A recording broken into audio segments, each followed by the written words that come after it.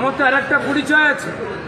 সেখান থেকে পুলিশ আমার সঙ্গে সেলফি তুলছে দেখে তৃণমূলের এই যে পুলিশকে দিয়ে জোর করে অন্যায় করানো, নাহলে মমতা বন্দ্যোপাধ্যায় পুলিশ মন্ত্রীকে দিয়ে সেই সৎ পুলিশ যে মানুষের হয়ে কাজ করতে চায়, যে সংবিধান রক্ষায় কাজ করতে চায়, যার কাছে BJP, Trinamool, CPM, forward block সবাই সমান, যিনি চাকরিজীবী, যিনি ব্যবসায়ী, যিনি শ্রমিক, যিনি কৃষক, নারী পুরুষ সবাই সমান, সেই পুলিশ কেন শুধু তৃণমূলের দালালি ছেড়ে দিল, এটাই তাদের রাগ।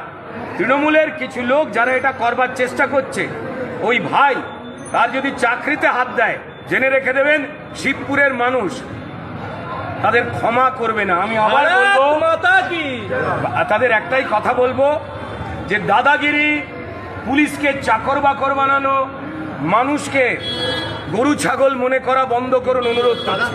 নির্বাচনী আচরণ বিধি যে চলছে গোটা ঘন্টা, সেই জায়গায় সেটি ইউনিফর্ম করে আপনার সঙ্গে সেলফি করতে পারে? কারণ সেটা কর্তব্যরত অবস্থায় ছিল। সে তো কর্তব্যই করেছে, সে কর্তব্য করে ছবি তুলে দেখিয়েছে যে বিজেপির প্রার্থী, যিনি হাওড়ার অত্যন্ত প্রিয় একটি ছেলে, এই মাটিরই ছেলে, তিনি প্রচার করছেন, গুন্ডামি করছেন না তৃণমূল, এই জন্য ছবি তুলেছেন।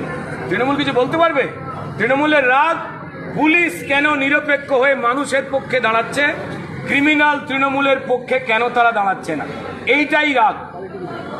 ওপর মহলের যে পুলিশ অফিসাররা মমতা বন্দ্যোপাধ্যায়ের তৃণমূল দলের দালালি করে মানুষ সত্যি কথা বললে কেস দিত, চায়ের দোকানে, সোশ্যাল মিডিয়ায় তৃণমূলের নেতারা চোর, আমাদের রাস্তায় জল জমে রয়েছে, পাঁক হয়ে রয়েছে, ড্রেনের জল রান্নাঘরে ঢুকে গেছে, এগুলো তৃণমূল বলতে দিত না। কেউ বললেই এই পুলিশকে ব্যবহার করেই তারা গাঁজা case, rape case, murder case দিয়ে দিত। এখন পুলিশ এই কাজ করতে চাইতো না, তাদের ধমকি দেওয়া হতো যে মমতা বন্দ্যোপাধ্যায়কে বলে ট্রান্সফার দিয়ে দেবো। পুলিশ এখন কেন্দ্রীয় নির্বাচন কমিশনের আন্ডারে, পুলিশ এখন নিরপেক্ষ, তার কাছে বিজেপি, সিপিএম, কংগ্রেস সমান, তার কাছে সবাই মানুষ, আর মানুষের অধিকার রক্ষা করাই তার কাজ।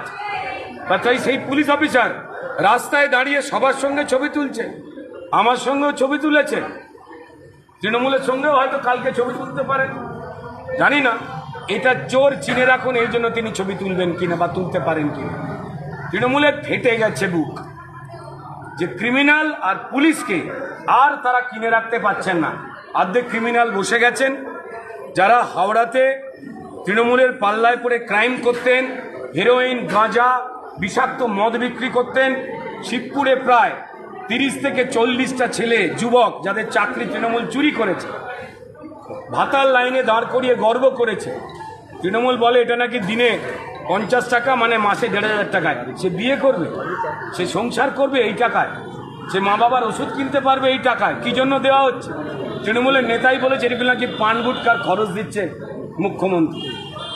আমরা ভাতার বিরুদ্ধে নই, কিন্তু আপনি চাকরি বাকরি চুরি করলেন, তারপর ভাতা, আপনি মহিলাদের সুরক্ষা নষ্ট করে দিলেন, মায়েদের বোনেদের শ্লীলতাহানি, রেপ, মুখ্যমন্ত্রী বলছেন 8টার পর বেরোবেন না।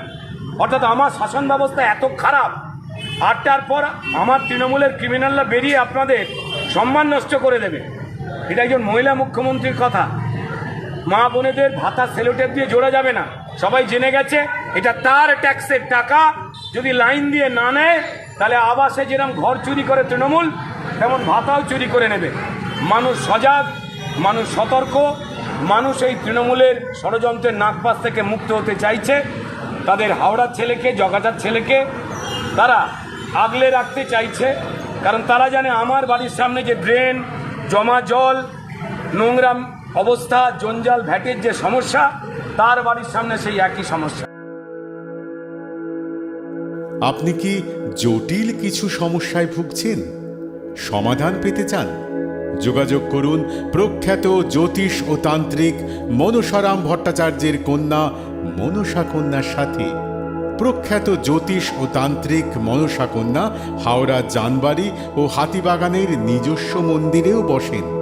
যোগাযোগ 9830106967 আর 9239655323।